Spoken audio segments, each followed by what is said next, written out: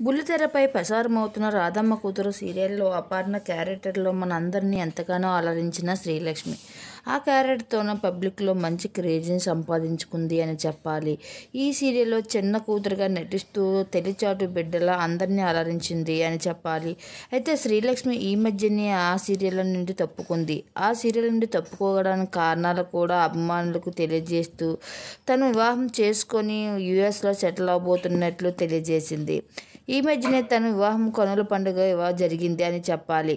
ఇక తన పెళ్లిలో జరిగిన బెస్ట్ మూమెంట్స్ని కూడా తను ఎప్పటికప్పుడు తన సోషల్ మీడియా వేదిక ద్వారా షేర్ చేసింది.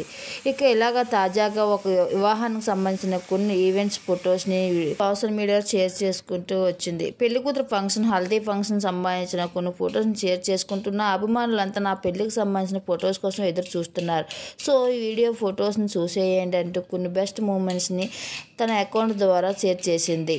ఆ ఫోటో చూస్తున్న వాళ్ళు శ్రీలక్ష్మి గారి పెళ్లి ఫోటో చాలా బాగున్నాయి అంటూ కామెంట్స్ పెడుతున్నారు.